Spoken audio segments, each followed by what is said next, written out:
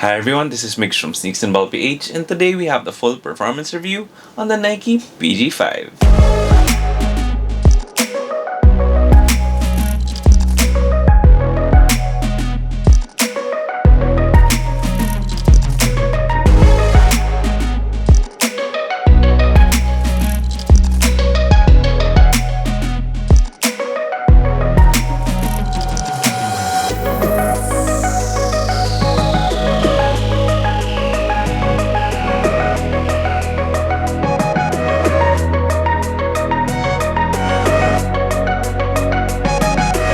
Right off the bat, I can definitely say that I had a fun time testing out the PG5s, which is definitely a good thing because this is the cheapest main signature shoe from Nike. So in the end, when you have good performing sneakers at a very good price, it just elevates the amount of competition and the multitude of choices in the basketball sneaker space. But to detail exactly why I enjoyed playing in the Nike PG5, let's start off with the traction. So the traction on the Nike PG5 is the exact same pattern that we saw on the Nike Kobe 9. And it is a well-known fact within the sneaker community that the Kobe 9 has some of the best traction ever and is really only rivaled by the Jordan 28 and 29 and the Jordan 1. So I was definitely curious to see whether the PG5 could replicate how the Kobe 9's traction felt, and the answer is a big yes. The traction on the PG5 was just super grippy, and it really didn't matter whether you were on a clean court or you were on some of the dustiest courts out there. There really isn't anything to complain about with the traction on the PG5s because they really just work on all kinds of courts and court surfaces. The Nike PG5 that released here in Asia also came with an XDR outsole, and this stands for extra durable rubber, which means that supposedly the outsole will last a lot longer, whether you play indoors or outdoors. The rubber grooves on the outsole are still a little bit on the thin side, and they are a little bit soft and pliable as well, so as much as the XDR rubber would help, I don't think this would still be the best outdoor option. However, it is still a pretty viable outdoor option. So for the traction, I'm gonna have to give the PG5 an A+. There really isn't anything to complain about with the traction on the PG5, and as it stands right now, this is definitely the frontrunner for best traction of 2021. Then for the cushion, the Nike PG5 has the exact same cushion setup as the PG4, which is a full-length Phylon midsole with a full-length air strobel unit. It feels pretty much the same as the Nike PG4 because it does have that very comfortable underfoot feeling because that Nike Air is directly underneath your foot. The Phylon foam acts as more of a carrier, but it also is sufficiently soft since both my PG4s and PG5s have a lot of compression lines on the midsole, which means the Phylon is also compressing and doing its job. Since the air strobel unit is full length, it does give you a very smooth and consistent cushion all throughout the shoe, which is definitely something that I appreciate because you'll have that same impact protection and comfort whether you strike on your forefoot or on your heel. The only downsides to the cushion on the PG5 is that you still feel a little bit high off the ground since you do have a Phylon midsole and above that you have an air unit, which is the main difference from a shoe like the PG5 with a full-length air strobel unit and shoes like the KD13 that have a full-length zoom air strobel. It is definitely super comfortable underfoot,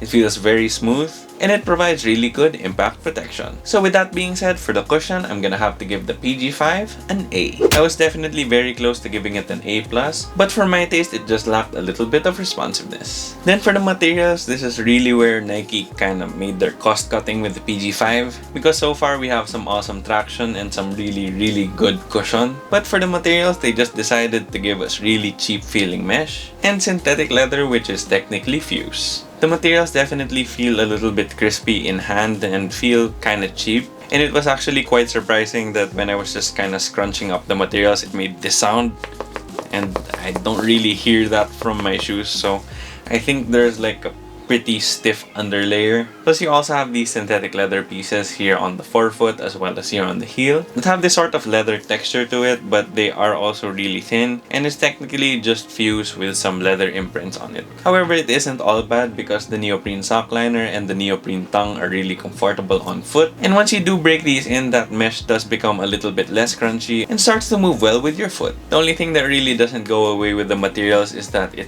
bubbles a little bit here at the forefoot when you flex it, but it does get better from your initial wear because when I first tried these on, it was really bubbling a lot. Then after a while, the bubbling wasn't as severe.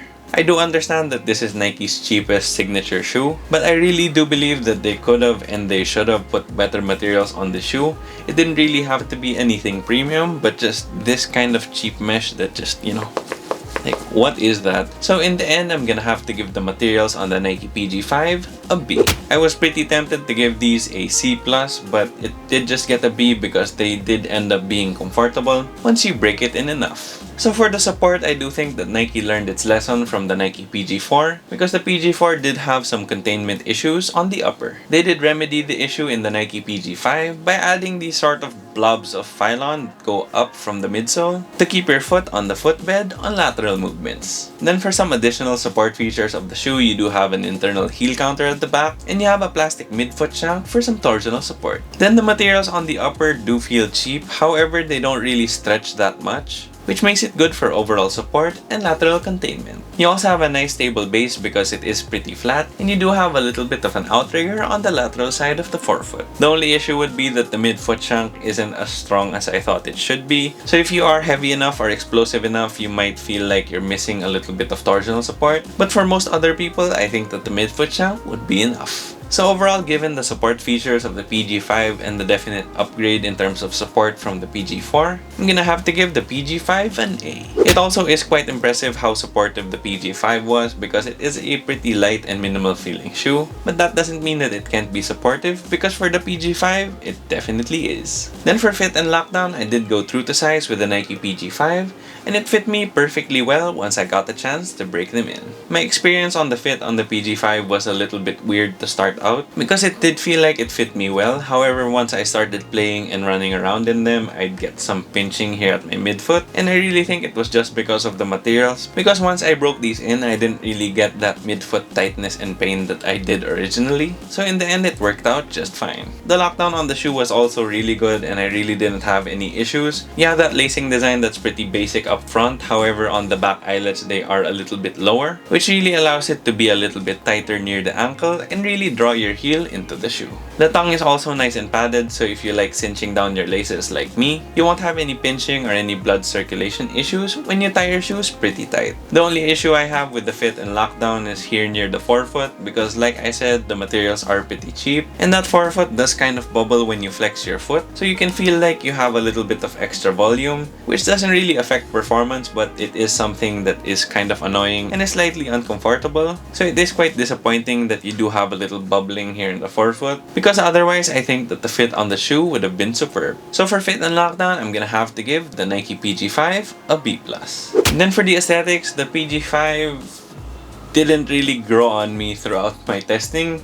And to me, it's still a pretty ugly shoe and one of the ugliest signature shoes we've had in recent memory. And it also might just be because of the colorway, since there are a few other colorways that I think look better than this. However, I still wouldn't be running out to buy those other colorways just because it shares the exact same shape. And that's really the biggest reason why I don't like these in terms of aesthetics. And overall, it's just really not my cup of tea. Like, there are a million other shoes I would rather rock off court compared to the PG5s, but they are a really good performing basketball shoe, so I'll still probably break these out on court, even though I'm not fond of the way they look. So for the aesthetics on the Nike PG5, I'm gonna have to give it a C+. It's just very hard for me to find redeeming qualities on the design. I like the outsole and I like the swoosh at the back, but aside from that, not really a lot going for the shoe in my opinion. Then for the price, the Nike PG5 retails for 5,795 pesos here in the Philippines, or 110 US dollars. The Nike PG5, as I mentioned a while ago, is Nike's cheapest signature basketball shoe. And it is really nice that even though this is the cheapest signature shoe from Nike, you have that all-time great traction that was taken from the Kobe 9, that really comfortable cushion that combines that full-length phylon with the full-length air strobel unit, really good support even though the shoe is so light and minimal, and good fit and lockdown. The only places that the PG5 is sorely lacking would be the materials and the overall aesthetics, but relative to traction and cushion, material quality and material feel aren't really top priorities for most people. And with aesthetics, it is very subjective, so even though I don't like how the shoe looks, there might be other people that really like the shoe or like the other colorways as well. So for the price, I'm gonna have to give the Nike PG5 an A. So there you have it guys, that was my full performance review on the Nike PG5. If you like the video, please make sure to leave a thumbs up down below. Then if you have any comments, questions, or any suggestions for future videos, please feel free to leave them in the comment section down below as well. Then also make sure to join the SNBPH Sneaker Hunters Facebook group because that's where I will be posting updates on my monthly raffle and where I'll be opening pre-orders for SNB merch. Then if you haven't already yet, please make sure to subscribe and hit that bell icon for notifications. It would help us out a lot here at Sneaks and Ball PH.